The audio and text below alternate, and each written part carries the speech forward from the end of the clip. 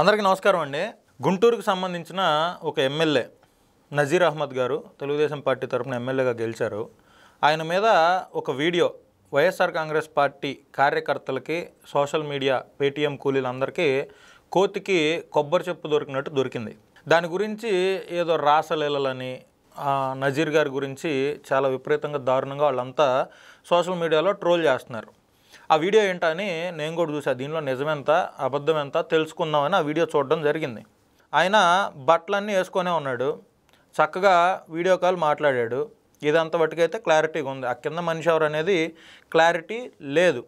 అయితే ఇప్పుడే వచ్చిన వార్త ఏంటంటే వాళ్ళు ఎవరైతే పోటీ చేసి ఓడిపోయిన వ్యక్తితోటి మాట్లాడాడు అని చెప్తున్నారో ఆవిడే పోలీస్ స్టేషన్లో కంప్లైంట్ ఇవ్వటం, ఆవిడ మీడియా ముందుకు వచ్చి నేను నజీర్ అన్నతో మాట్లాడుతుంటే వాళ్ళు ఈ విధంగా చేశారు, నేను నజీర్ అన్నతో మాట్లాడినట్లుగా వీడియోని చేశారు, అసలు దాంట్లో నిజం లేదు అని ఆవిడ చెప్పడం జరిగింది. సరే, ఈ వీడియోలో నిజం ఎంత అనేది మనం చూస్తే దాంట్లో అసలు ఆయన ఏం మాట్లాడాడో ఆడియో లేదు. ఆడియో లేకుండా ఒక వీడియో చూపించేసి ఇది నిజం జరిగిపోయింది, తెలుగుదేశం వాళ్ళందరూ కామందులు అది ఇదని మాట్లాడుతున్నటువంటి పరిస్థితి అయితే ఉంది. సో వాళ్ళందరికీ ఒక విషయం చెప్పాలనుకుంటున్నాం. మీరు కూడా ఒక విషయం అర్థం చేసుకోండి. YSR Congress party MLC Anantha Babu nude video ఒకటి బయటకు వచ్చింది. దాని మీద వైఎస్ఆర్ కాంగ్రెస్ పార్టీ ఇప్పటివరకు చర్యలు తీసుకోవాలా. అదేవిధంగా ఎంపీగా ఉన్నటువంటి గోరంట్ల మాధవ్ ఏం చేశాడో ఈ ప్రపంచం అంతా తెలుసు. ఒక ఎంపీగా ఉన్న వ్యక్తి ఆయన భారతదేశ పార్లమెంట్ని ఒక పార్లమెంట్ నియోజకవర్గాన్ని రిప్రజెంట్ చేస్తా అత్యున్నతమైనటువంటి చట్టసభ పార్లమెంట్కి వెళ్ళి ఆయన ఎట్లాంటి పనులు చేశాడో కూడా మీరందరూ చూశారు. మరి ఆ గోరంట్ల మాధవ్ వీడియో బయటకు వచ్చిన దాని మీద వైఎస్ఆర్ కాంగ్రెస్ పార్టీ చర్యలు ఏం తీసుకుందా అంటే ఏమీ తీసుకోవాలా. పైగా మళ్ళీ ఆయనకి టికెట్ ఇచ్చి నిలబెట్టింది. అనంతబాబు కూడా టికెట్ ఇచ్చి నిలబెట్టడం జరిగింది. కూటమి ప్రభుత్వం అధికారంలోకి వచ్చిన తర్వాత ఒక ఎమ్మెల్యే రాసలీలల ఫోటో బయటకు వస్తే, వీడియో బయటకు వస్తే తెలుగుదేశం పార్టీ ఏం చేసింది, ఆయనే సస్పెండ్ చేసింది పార్టీ నుంచి ఎక్స్ప్లెనేషన్ ఇప్పించుకోమని. ఓకే, అది తెలుగుదేశం పార్టీలో ఉన్నటువంటి ఆచారం.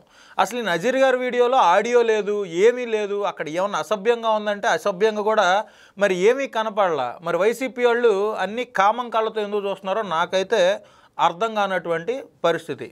వాళ్ళకి ఏ చిన్న ఐటమ్ ఆ తాడేపల్లి ప్యాలెస్ నుంచి పంపినా కూడా వాళ్ళ కోతికి కొబ్బరి చెప్పు ఇచ్చినట్లుగా వాళ్ళు మహదానందంగా పండగ చేసుకుంటున్న పరిస్థితి.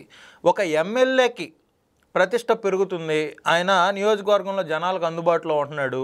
20 ఏళ్ల తర్వాత అధికార మార్పిడి జరిగింది అక్కడ. అదంతా చూసి ఓర్చుకోలేక తట్టుకోలేకే వైఎస్ఆర్ కాంగ్రెస్ పార్టీ వాళ్ళు ఇలాంటివి చేస్తున్నారు అని చెప్పి ఆయన ఖండించడం కూడా చూడడం జరిగింది. అసలు ఆ వీడియోలో మీకు తప్పుగా ఏమన్నా కనపడిందా? ఏం తప్పు కనపడింది? ఆయన షర్ట్ ఏమైనా నిప్పేసి ఉన్నాడా, లేకపోతే గోరంట్ల మాధవ్లాగా అనంతబాబులాగా ప్యాంట్లు ఏమైనా నిప్పేసి ఉన్నాడా? లేదు కదా. దాంట్లో ఎందుకు మీరు తప్పుడు కోణంలోనే చూస్తారు? సరే, ఆయన ఏం మాట్లాడాడో మీరు వీడియో కాల్లో వినిపించండి. ఆడియో లేదు. మళ్ళీ దానికి ఇంత దారుణంగా ఎందుకు ప్రవర్తిస్తారు వైసీపీ వాళ్ళు? ఆ గోరంట్ల మాధవ్ గురించి, అనంతబాబు గురించి, ఇంకా మీ చెవిరెడ్డి భాస్కర్ రెడ్డి అనుచరుడైనటువంటి లిక్కర్ స్కామ్లో కొన్ని వందల కోట్ల రూపాయల డబ్బులతో పొట్టుబడిన వ్యక్తి వెంకటేష్ నాయుడు తమన్నాతో స్పెషల్ ఫ్లైట్లో ఉన్నాడు. దాని వెనక ఏం జరిగిందో చెప్పండి. అంతేగాని ఇట్లా ఊరికే అవాస్తవాలని నిజాలు చేయాలి, అబద్ధాలని మనం పదే పదే చెప్పాలి అని మీరు మాట్లాడడం మాత్రం కరెక్ట్ కాదు. జనాలు కూడా గమనిస్తున్నారు ఏది నిజమో ఏది అబద్ధమో. గుంటూరు అసెంబ్లీలో ఏదైతే నజీర్ అహ్మద్ గారి అసెంబ్లీ ఉందో దానిలో చాలామంది దీన్ని తీవ్రంగా వ్యతిరేకిస్తున్నారు. మా ఎమ్మెల్యే గారి మీద ఇట్లాగా కావాలని వైసీపీ వాళ్ళు ఏ వీడియోని సృష్టించారు అది ఇదని కూడా మాట్లాడుతున్నటువంటి పరిస్థితులు ఉన్నాయి. వైసీపీ వాళ్ళు అన్నీ ఈ సంవత్సరం 4 నెలల్లో ఒక్కటన్నా రియల్ టాపిక్ తీసుకున్నారా అంటే ఏదీ లేదు. పొగాకు రైతులు పరామర్శకెళ్ళి వర్జీనియా పొగాకు అంటాం, అసలు ఇష్యూనే లేని బంగారుపాలెం వెళ్ళి మామిడికాయలని రోడ్ల మీద పోయటం, గంజాయి వాళ్ళని పరామర్శించటం, బెట్టింగ్ లేచి ప్రాణాలు కోల్పోయిన వాళ్ళని పరామర్శించటం.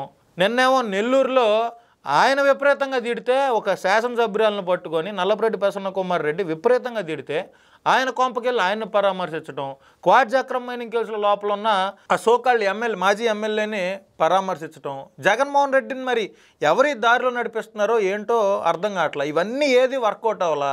పేరు నాని చేత విపరీతంగా మాట్లాడుతున్నారు, అంబటి రాంబాబు చేత కొడాల నాని చేత, గుడివాడ అమర్నాథ్ చేత, సీదిరి అప్పలరాజు చేత, ఇట్లాంటి పనికిమాలిన వాళ్ళందరి చేత విపరీతంగా వాగిస్తున్నారు, ఇష్టం వచ్చినట్లుగా మాట్లాడిస్తున్నారు, ప్రభుత్వం మీద అవాకులు చవాకులు పేలుస్తున్నారు. అది వర్కౌట్ అవ్వాలా?